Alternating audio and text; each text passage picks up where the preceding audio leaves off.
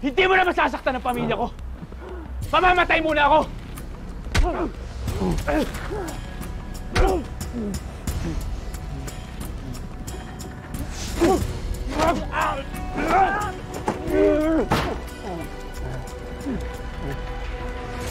Oh, nakita mo ba? Tawagan mo na lang para makauwi na tayo.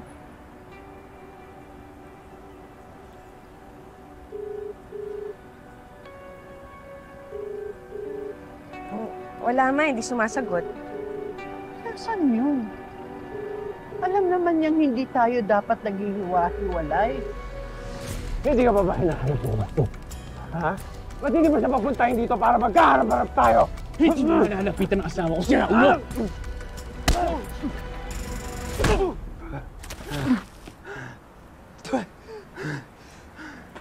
Hindi pa ba niya sinasabi sa'yo? Ha? Pinagsasabi mo hayop ka. Nakita na kami. Nag-usap kami kagabi.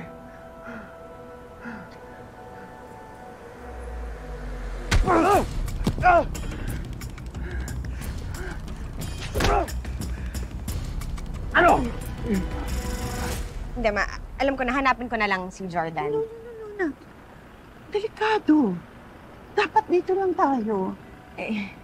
Ma, kung delikado, mas lalo akong kailangan ni Jordan. So, ano na lang, ilak nyo na lang po yung pintuan, sarado yung mga bintana, hahanapin ko na lang siya, okay? Oh, just be safe, ma. Promise, babalik ako. Ilak nyo na lang po yung pinto. Tumawag ka sa telepono. Opo, ma. Ha? Yes, ma. Ma, yung bintana. Yes, Bintana. mag-ingat ka. Call me. Opo, ma. Akala ko ba malakas ka na? Ha?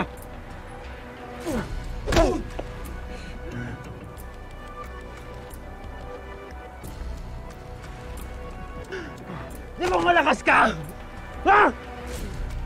Ha? Jordan?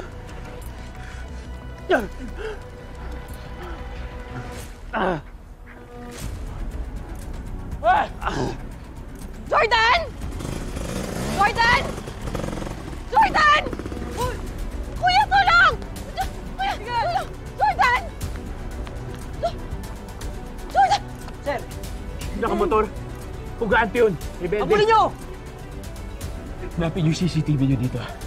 I-check mo, baka makita mo yung plaka ng motor niya. Sige sir, gagawin po namin lahat para makatulong sa inyo.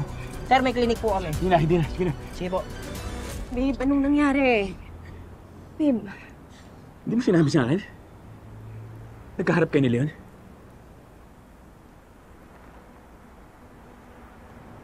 Babe, ano pang sinabi niya? Bakit? May iba pa ba siyang dapat sabihin? Babe, wala na akong choice kagabi. Nandun na siya. Kaya kinausap ko na lang siya kasi pinagbantaan niya na si Mama. Bakit hindi mo sinabi? Yung may dahilan? Kung ba't tayo umalis ng rest house kasi natuntun ka niya doon? Jordan. Bakit ka nagsinungaling? Di ba yung sinabi mo sa akin, hindi ka sigurado kung siya yung nakita mo doon?